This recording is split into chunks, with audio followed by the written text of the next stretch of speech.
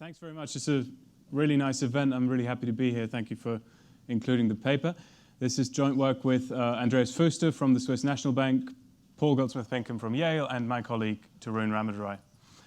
And the paper is about whether machine learning is likely to have unequal impacts or, distributional implications, especially when it comes to characteristics that are supposed to be protected, like people's racial identity. And we're going to study that in the context of credit markets. So just the quick takeaways. The first thing we argue is that the adoption of machine learning, in this case for default prediction in credit markets, might increase the spread in outcomes across racial groups. And we're going to do that using evidence from the US mortgage market, where we've got about 9 million mortgages to work with. And we're going to do this based on the simulated behavior of lenders who either use traditional statistical technology or machine learning. And those lenders are not going to be able to see racial identity, so they're not breaking the law, but we're going to see that there are unequal consequences nonetheless. And these effects, we're going to argue, are not necessarily driven by a story that you read quite a lot in the press, which is that, the algorithm is figuring out someone's race, even though it's not allowed to see race, and sort of backing it out from all the other variables and then using that as a proxy. We're going to argue that that's maybe not quite the full story, and that might have important consequences. And finally, the economic consequences in equilibrium are a little bit more nuanced than just the output of the algorithm, and I think that's an important point to keep in mind when we talk about things like inequality and fairness with machine learning. So we have the Whole Mortgage Disclosure Act data merged with a private data set called McDash. And what we're going to do is we're going to predict people's default status. So are you going to miss 3 months payment in the first 3 years of the loan using a bunch of standard underwriting variables? We're going to have income, FICO, LTV, loan size, and all sorts of other characteristics, including state and year fixed effects. We also see in this data set people's racial identity, but we don't allow the algorithm to see it. Right? So what the exercise here is not doing is any kind of discrimination by looking at race, either statistical or taste-based. That's a topic of a complementary paper that Adair's going to talk about tomorrow.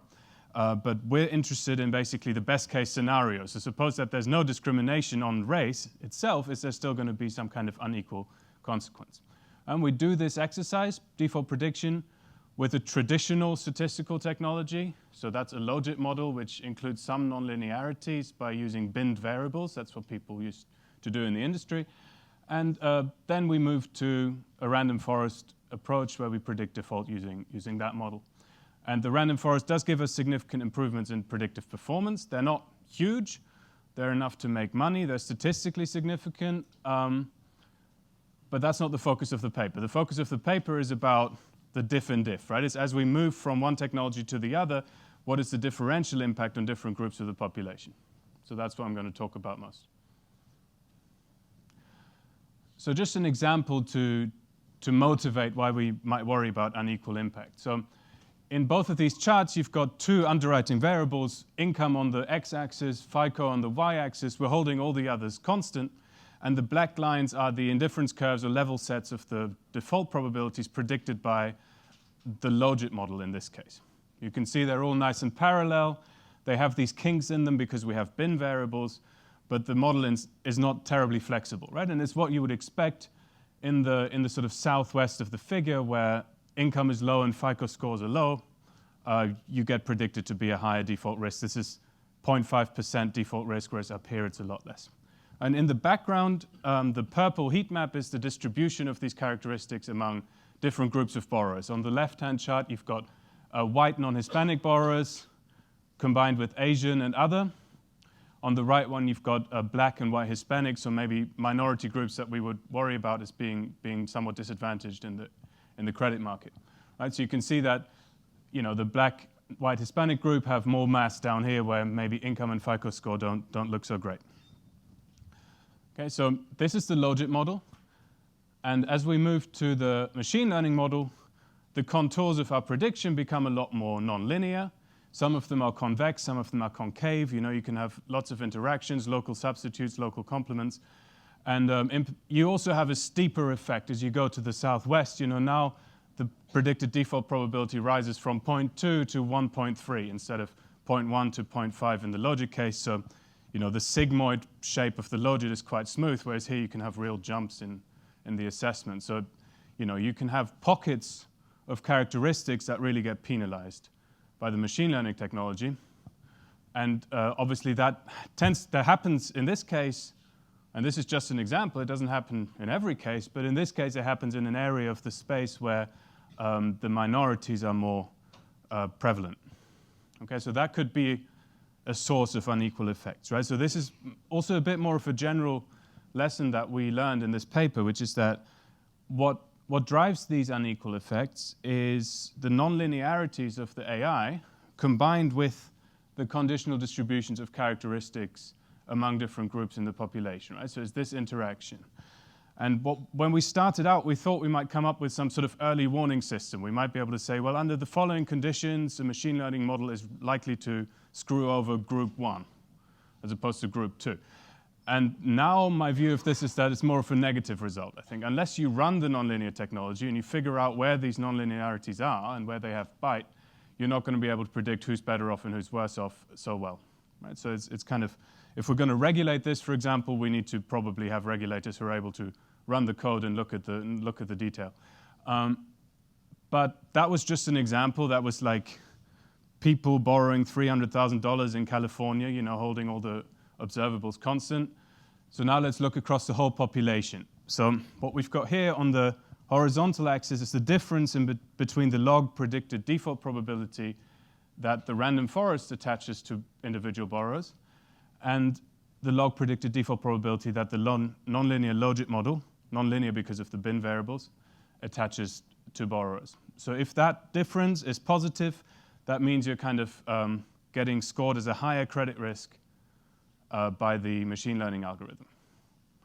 Right? So on the vertical axis, we've got the cumulative share of this difference, which we're going to measure within each racial group. Right? So for example, if I look at the 0 line, I can read off that about 50% of black borrowers, the light purple line, and white Hispanic borrowers, the dark purple line, have a negative difference, which means a lower assessment of default probability under the machine learning model than under the traditional technology.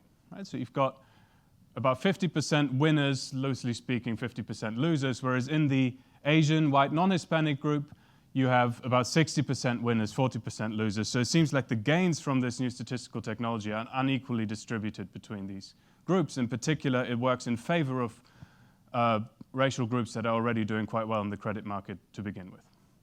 Okay, so this is sort of a population version of the 2D graph I showed you on the last slide, which shows that these unequal effects are what come out of our exercise. Okay, so that's the aggregates. We would also like to understand a little bit better what's coming out of the black box. So what are the sources? It could be that the ML guesses race from nonlinear combinations of other variables, or it could be that the ML finds deep nonlinear predictors that happen to correlate with your race. We're going to do a decomposition just to get some step towards the answer to which one it is. So first we're going to add race to a logit model. Okay, and then we're going to add more flexible technology by using a random forest on the logit model with race.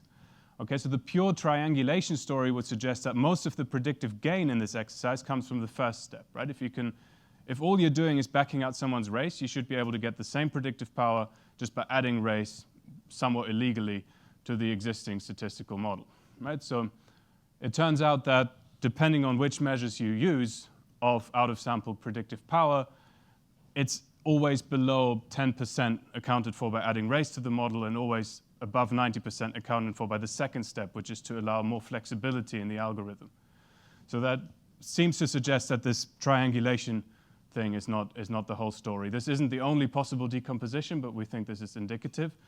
And perhaps, I don't know how exactly this feeds into a normative conclusion, but if we're worrying about algorithmic fairness, etc., it's probably important for which one of these it is, whether it's flexibility or triangulation, in order to calibrate the right policy response. We put this into an equilibrium model. I'm just going to focus on the right-hand chart for time reasons. At the extensive margin, there's actually a reversal of the effect. So these bars show you the difference in probability of rejection between black and white borrowers when we price loans using the prediction from each statistical technology in equilibrium. So the difference is 13 percentage points rejection probability. So blacks are 13 percentage points more likely to get rejected if our hypothetical lenders use nonlinear logit, whereas that goes down to 12% with the machine learning technology. So I'm out of time, but this shows you that what's happening at the extensive margin, perhaps, is that there's less sort of Akerlof-style unraveling or less market unraveling based on asymmetric information that would otherwise happen under worse statistical technologies. So even though at the intensive margin the inequality is going up, it's going down in terms of acceptance. So the welfare consequences are probably a little bit more nuanced than just saying we care about the predictions, right? It's also about the equilibrium outcomes. And that's all I've got. Thank you very much.